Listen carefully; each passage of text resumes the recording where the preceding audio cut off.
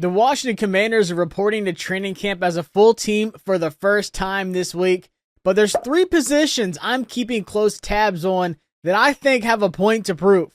Let's talk about it. I'm Josh Taylor with A to Z Sports Commanders, and it's finally time to start talking about some on-the-field activities with training camp kicking off this week. Now, Adam Peters has done a great job just rebuilding this roster with just 2 off seasons in Washington, but there's only so much you can do in a short amount of time.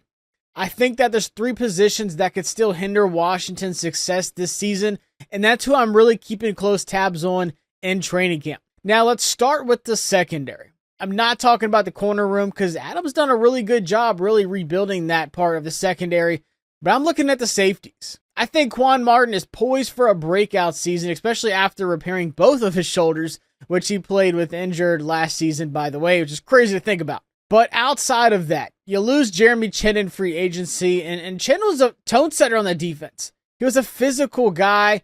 He was great in the run support. He just set the mood for the aggressiveness that they wanted. Now you bring in Will Harris in free agency, and I honestly don't know what to expect from Will Harris. This is a guy that played in a lot of different positions with the Saints, but what can he look like as just a full-time safety in Washington? Now, I do believe that Harris will bring a better coverage ability in the passing game to the defense when it comes to that safety position, but then let's talk about the depth. This is where I have a lot of worries.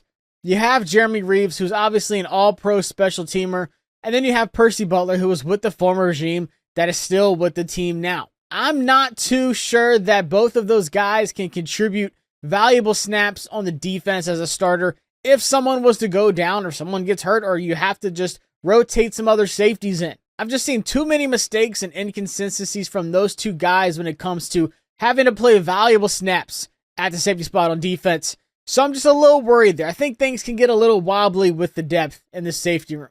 But I do like what they did with Kane Medrano, and he's kind of one of those tweeners. Is he a linebacker or is he a safety?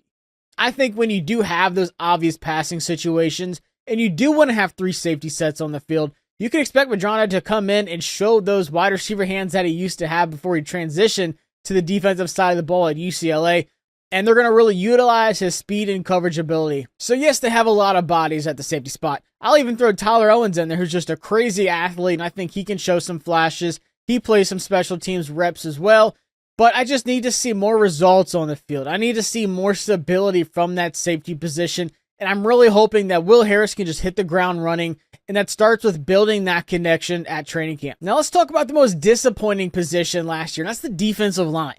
And to be even more specific, the run defense on the defensive line, both on the inside and the outside. Honestly, there's just a lot of opportunities for offenses to gash through the line.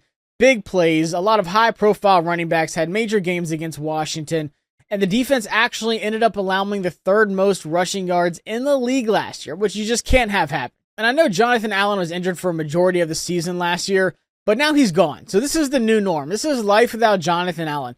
Who's going to step up and really help solidify that defensive line and turn it into that brick wall so teams can't run against the line? Jerzon Newton ended up having a bigger role in his rookie season than we expected because of Allen's injury. And Deron Payne had some moments. He had some injuries as well. But still, we need Deron Payne in a make-or-break season to really step up and say, hey, I'm the guy. I've been here the longest. I know this defense. I know what I can do. I still got it. Then Washington also added Javon Kinlaw, and he's going to bring some juice to the inside, and he might even play on the outside as well.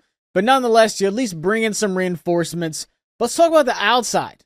Dante Fowler Jr. was a huge liability in the run defense last year, and you instantly upgrade that adding Dietrich Wise in free agency. Now, of course, they bring in Von Miller. He's not going to be the guy that's going to be on the field for 1st and 2nd down to help stop the run. But I think Wise is going to be a bigger contributor than people really realize. I really like his run-stopping ability, and I think that's going to at least help set up those 3rd and long situations where you will see Frankie Louvu coming up the line for a blitz and Von Miller getting to the quarterback on those passing situations. Could Washington have done more on the defensive line in this offseason? Sure, they probably could have traded for somebody that could have invested some more money, but they decided not to, and I'm honestly not mad about that. You at least added some bodies with Kinlaw and Wise and Miller, and I think the payoff's going to be there. But speaking of the run game, Washington has some concerns with their run offense. They certainly weren't running through defensive lines like other teams were against them. But look, Second half of the season, Jayden Daniels was the rushing offense, and you can't have that this season. You can't just rely on Jayden running the ball and creating those big plays. You got to have some stability. You have to have someone that can step up and contribute to a reliable running offense. And it wasn't just Cliff's fault. The offensive line did get better this offseason as well, but Brian Robinson Jr. and Austin Eckler both dealt with injuries throughout the season that just really set things back. You couldn't get anything going, but you go out and you add Ja'Cory Crosskey-Merritt in the 7th round, who could really turn out to be one of those draft gems in the late round.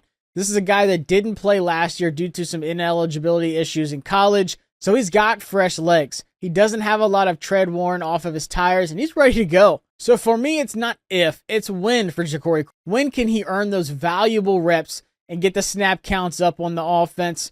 And for me, it starts in training camp. Show them that you can play all 3 downs, that they don't have to take you off the field. Yes, we know you have that burst, you have that cut, and the ability to take those runs for big gains and those home run touchdown plays that are missing from Washington outside of Jayden Daniels. But what can you do for me on 3rd downs? Can you pass protect? Can you pick up those blitzes like other running backs can? But can you also become a reliable receiving weapon on the offense for Jayden Daniels? And I think that's where Ja'Cory Crosskey-Merritt will really carve out his role and earn those snaps. So as training camp ramps up and we start getting into some heavy practices and even some joint practices and then leading up to preseason, I think these are the 3 positions that really need a focal point.